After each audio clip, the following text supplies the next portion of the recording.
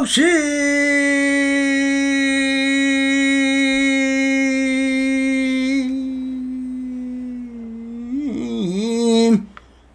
적부리며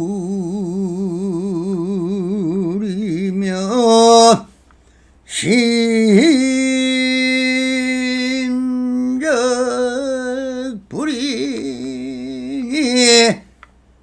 중생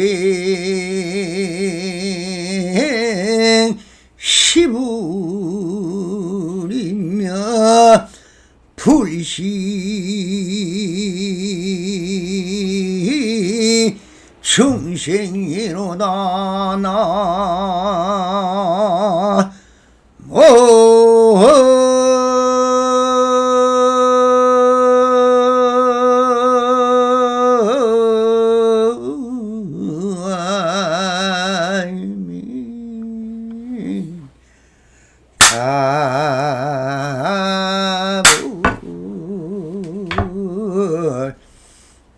반갑습니다. 시방법계 편만하신 우리 불부살님들과 오늘도 이렇게 불불상음하옵니다. 평상심이 도입니다. 언제나 안심민명하셔서 본불본락하옵소서. 바람이 자, 오늘도 조사선 사가로 임재로 시중 제44편 자치를 남기지 않는 사람이라는 주제로 본문을 따라 우리 불보살님들과 이 안에 숨어있는 현지를 한번 찾아보도록 하겠습니다. 다만 제 방에서는 육도만행을 부처님의 법이라고 말하지만 나는 그것을 장엄하는 것이고 불사를 짓는 일이지 불법은 아니라고 말한다. 뭔가 마음을 깨끗이 하는 재계를 지키고 계행을 가지며 기름이 가득 찬 그릇을 들고 가도 출렁거리지 않게 조심스럽게 신중하게 행동을 하더라도 도를 보는 안목이 밝지 못하면 모두가 빚을 지지 않을 수 없으니 밥값을 갚을 날이 있을 것이다. 어째서 그러한가? 불도에 들어와서 이치를 통하지 못하면 몸을 바꾸어 신도들의 시주와 빚을 갚아야 하기 때문이다.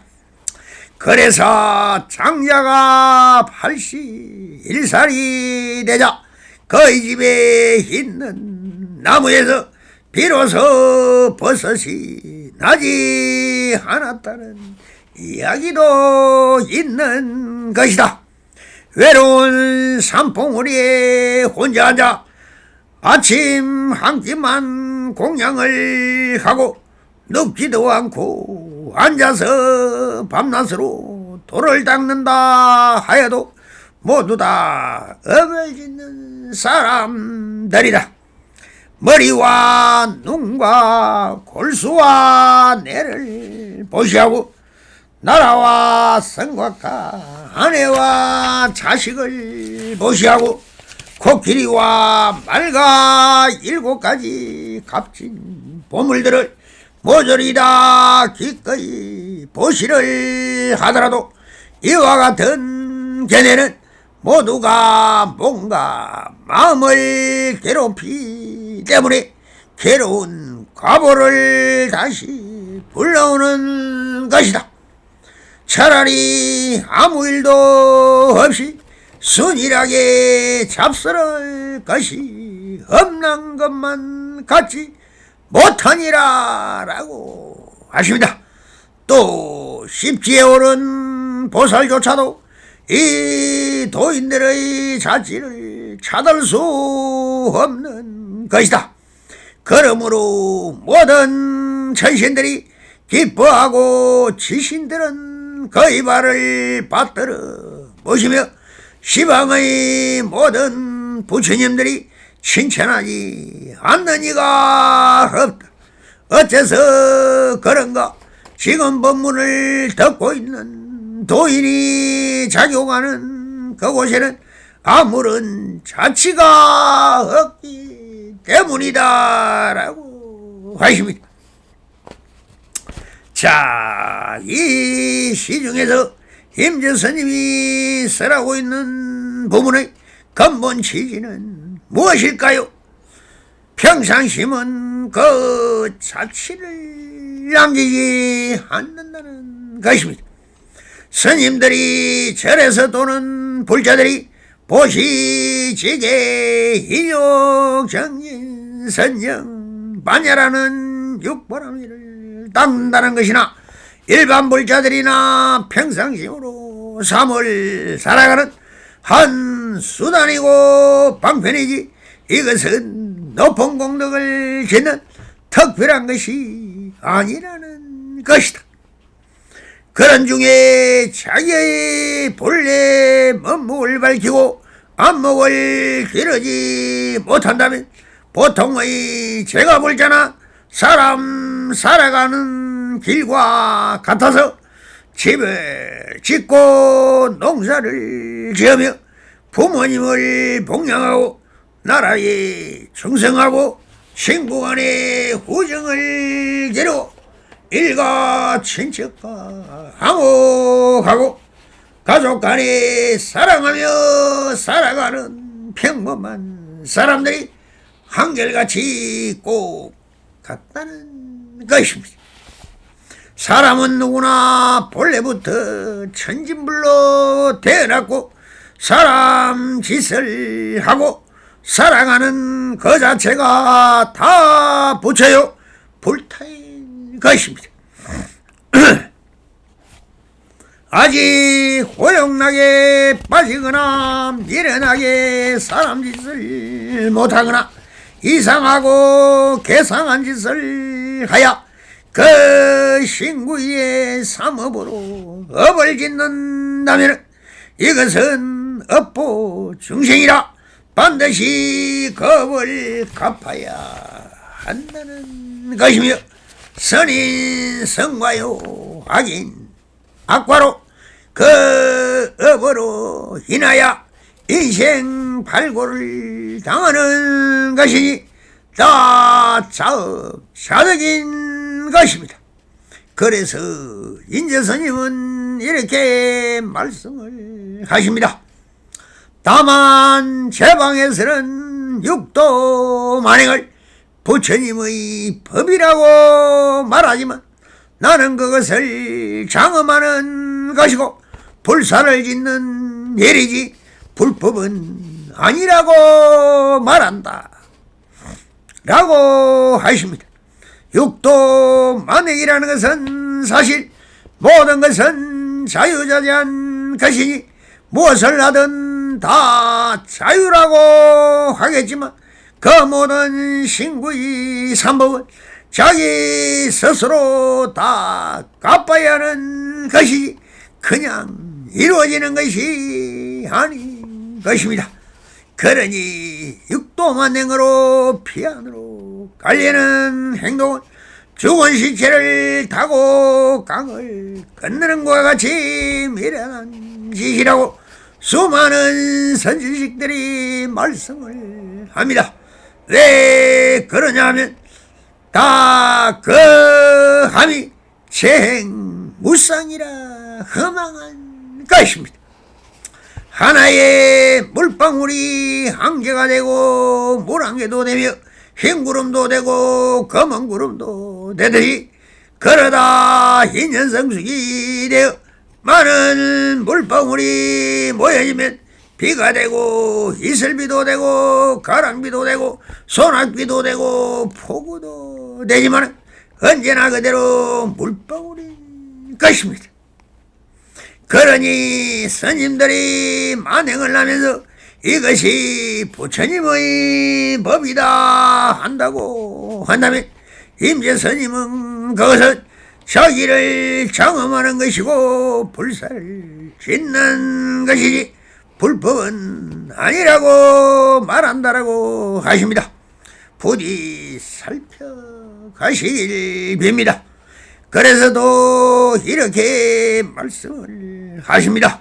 몸과 마음을 깨끗이 하는 재계를 지키고 계행을 가지며 기름이 가득 찬 그릇을 들고 가도 출렁거리지 않게 조심스럽게 신중하게 행동하더라도 도를 보는 안목이 밝지 못하면 모두가 빚을 지지 않을 수 없으니 밥값을 갚을 날이 있을 것이다 라고 하십니다.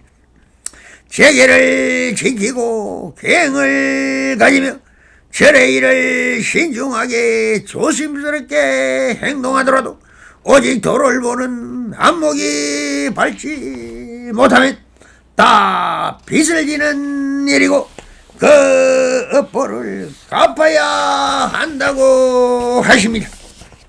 왜 그런가 하는 이유를 다음과 같이 말씀하십니다. 어째서 그런가? 불도에 들어와서 이치를 통하지 못하면 몸을 바꿔 신도들이 시주빚을 갚아야 하기 때문이다. 성이란 무엇입니까? 수레라고 하는 것입니다. 중생들을 태워 저 피안으로 인도하는 수레인 것입니다. 그런데 그 수레가 때리면 안목이 있어야 합니다. 그 안목이 반야지혜이며 깨달음인 것입니다. 그렇게 자기를 밝히지 못한 눈먼 뜬 봉사가 어찌 길을 안내할 수 있겠느냐는 것입니다.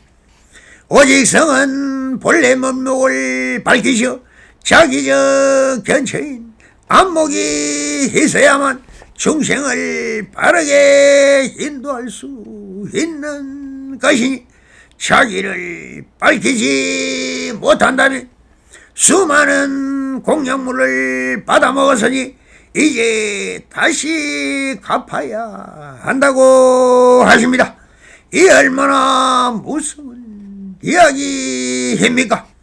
그래서 다시 장자의 이야기를 하십니다. 그래서 장자가 81살이 돼야 그의 집에 있는 나무에서 비로소 버섯이 나지 않았다는 이야기도 있는 것이라고 하십니다. 이 이야기는 많이 회자된 이야기지요. 인도의 제35조 가나 제겁존자의 개송인 것입니다. 존자는 인도의 바라구를 찾았을 때 79세 된 장자와 그의 아들이 있었다. 그들은 일찍이 수행하는 한 비구를 성의를 다하여 공양했다. 그 비구는 불법을 깨닫지 못하고 죽은 뒤에 그 장자의 집에 나무 버섯으로 화생하여 그 장자가 81세가 될 때까지 계속 도단하면서 공양받은 빚을 갚았다고 하는 것입니다. 또 그런 부인은 평소에 공양드리는 것을 못마땅하게 생각했으므로 버섯이 눈에 보이지 않았다고 합니다. 가나 체갑존자로부터 이러한 이치를 알게 된 장자의 아들은 뒤에 출가 수행하여 제16조 라우라다 존자가 되었던 것입니다. 그러나 세상에는 공짜가 없다고 다 자기의 업으로 인하여 다시 태어났으리라고 하니 공덕을 갚아야 한다는 것입니다. 물론 3세 인가법이지만 다시 한번 회광반조해볼 만한 돌이라고 생각이 되는군요. 그리고 다시 이렇게 말씀을 하십니다. 외로운 산봉우리에 혼자 살며 아침 한 끼만 공양을 하고 눕지도 않고 앉아서 밤낮으로 돌을 닦는다 하여도 모두 다 허벌 짓는 사람들이라고 하십니다. 우리 주위에도 이런 도교적 사상에서 비롯된 노자를 통하여 발생한 신선 사상이 중국 불교에 많은 영향을 주어 이 도교와 불교가 중국에서 황제들의 판단에 따라 불교가 말살을 당하기도 하고 도교가 말살을 당하기도 하면서 많은 다툼이 이어졌습니다.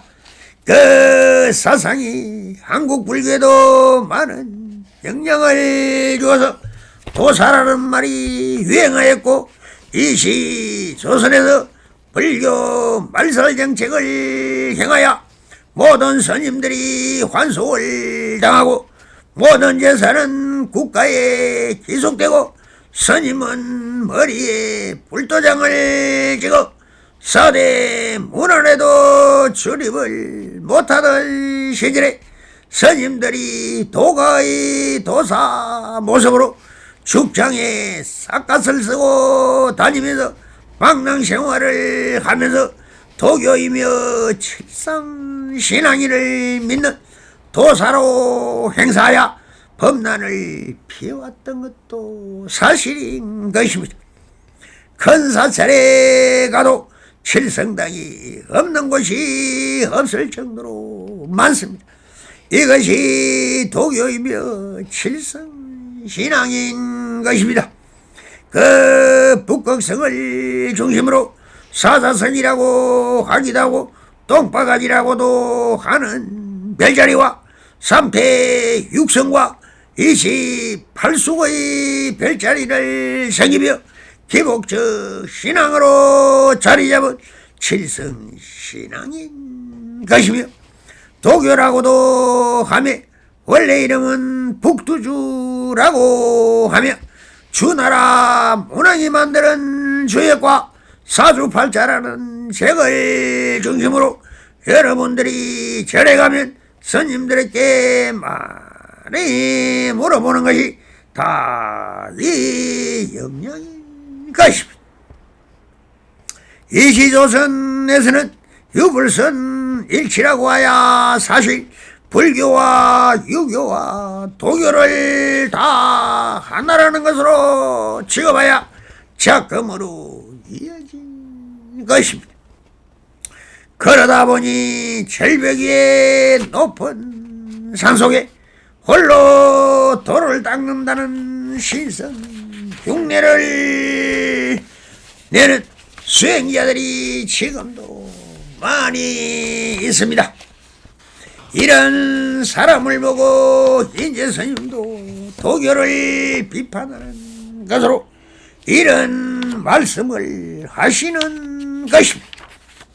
그리고 또 건강경에서 다루는 내용을 가지고 예를 듭니다.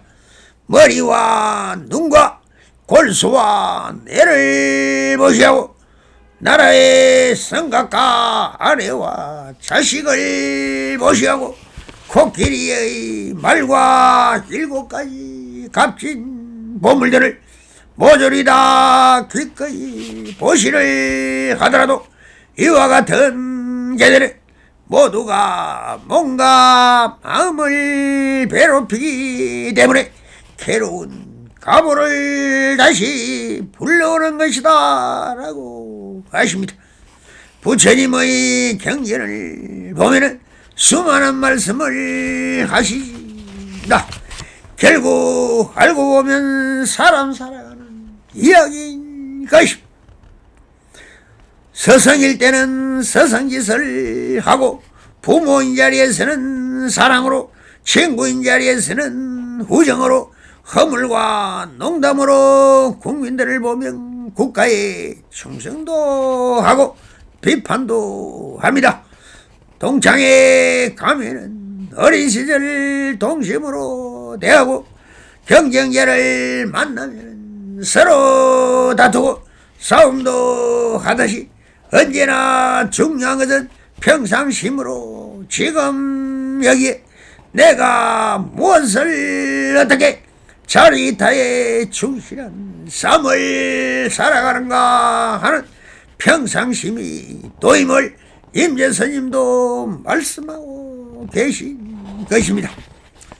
사람이라는 세상에서 제일 존귀한 부처로 태어나서 모든 반야지혜를 배우고 익혀서 참사람으로 살아가는 길, 이것이 육보라미를 잡고 발정도를 행하는 참사람이 무의 진인이지만 무슨 특별한 특이한 이상한 짓이나 괴상한 행동이나 망상과 같이 멍때리기나 하는 자기적이고 이기적이고 괴상망상한 짓을 하는 사람은 다 자업자득이라 스스로 지연대로 받는다는 인과응보를 받아서 인생 발굴을 받는다는 것을 말씀하시고 임재스님도 사람이며 인정도 많고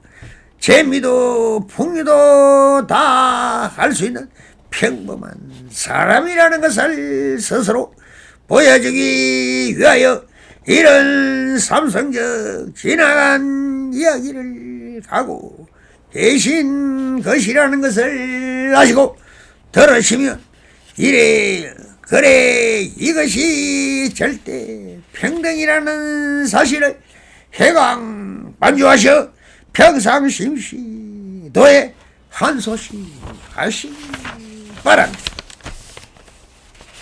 그래서 이렇게 말씀을 하십니다. 차라리 아무 일 없이 순일하게 잡스런 것이 없는 것만 갖지 못하니라라고 하십니다. 그러니 무심한 도인은 특별한 일을 하지 않으면서 무엇을 구하거나 무엇을 일부러 하여서 그 업을 받지 않고 일상을 즐기며 항유하고 거룩한 마음의 양기에 지혜 살아가는 것이니 배고프면 밥 먹고 잠 오면 자고 쉬고 싶으면 쉬고 일이 있으면 하고 손님 맞이 차도 마시고 더불어 함께 하면서도 홀로 있어도 언제나 편안하고 행복한 삶을 구간다는 것이니 또 이렇게 마루를 하십니다. 또 십지에 오른 보살조사도 이 노인들의 자취를 찾을 수 없는 것이다.